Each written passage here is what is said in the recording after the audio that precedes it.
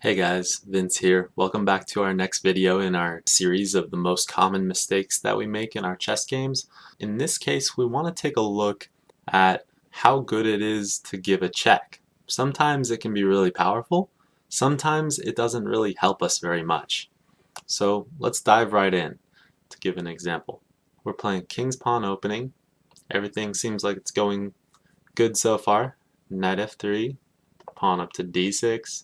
And then this diagonal is open, and white wants to go ahead and give a check because it's fun to give a check, but it turns out in this case, giving a check doesn't really help so much. If I let you pause the video, what do you think would be the best response from black?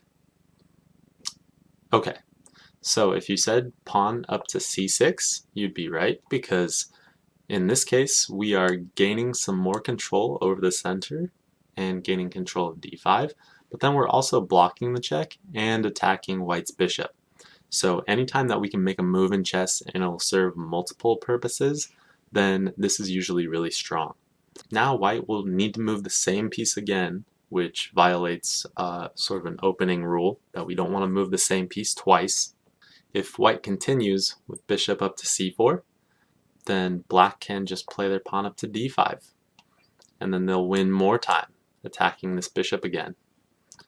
Then, for example, capture, recapture, and if white wants to continue down this path and give the check again, then what would you do with the black pieces?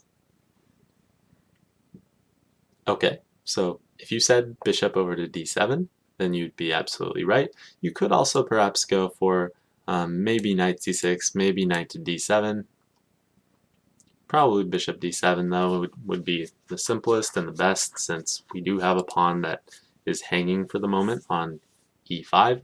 So after white, if they capture, because they need to do something about their bishop that was hanging, then if black just recaptures here, then they'll solve the problem, they'll guard their pawn, and even though black is the one who is moving second, they're really the first in this game. They're really doing the best because black has an ideal pawn center, because they got some free moves that white sort of wasted when they moved their bishop back and forth between b5 and c4. So let's move on to our next example. We've got another king's pawn opening, and this time white will get a little bit wiser here. White plays pawn up to d4. This would be our Scotch opening. And black will be the one to go ahead and play their bishop over to b4. Another junk check, as we would say. So how should white respond to this? If you said c3, you'd be absolutely right. Again, same type of pattern. We need to block the check and attack the piece that was giving the check. And force it to move again. So really three reasons why we'd make this move.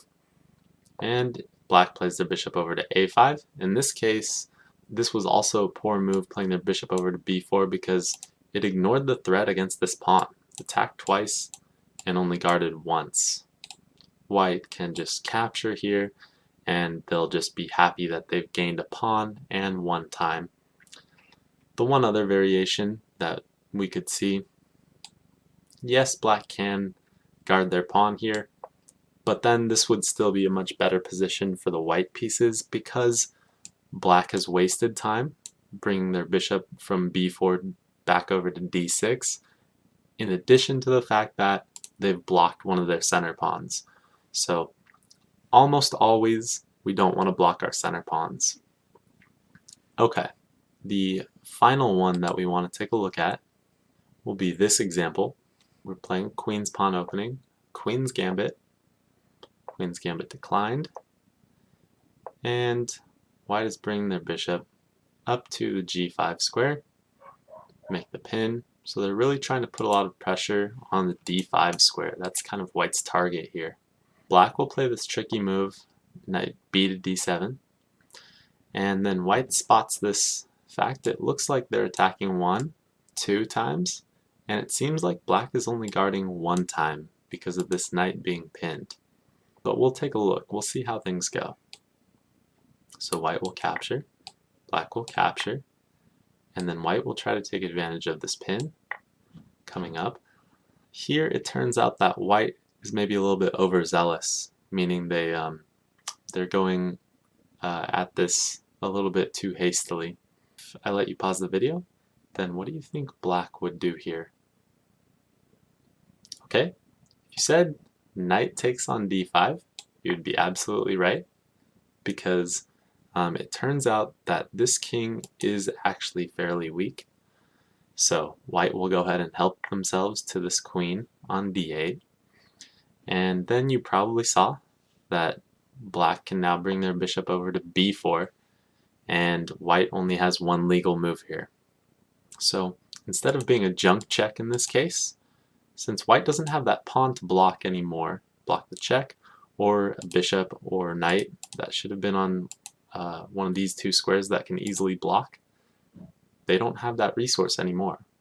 So white will need to play their queen up to d2 and put it into a pin, and here black can really rub it in white's face by just simply capturing the bishop on d8 and allowing this queen to stay stuck in the pin. When white tries to wriggle out of this pin, then and only then will black capture the queen, and then black will have one piece advantage for a pawn. So this should be a winning position for black. And this little trap would be called our elephant trap. So to summarize this video, we need to make sure that when we're giving a check, that our opponent can't just block the check easily and force our piece to move again. So in some cases, we can see that the check can be easily blocked and then we'll have to move. In other cases, if there's nothing to block and there's no good way to respond to the check, then we should absolutely go ahead and give this check. Like, comment, subscribe, and I will catch you guys in the next video.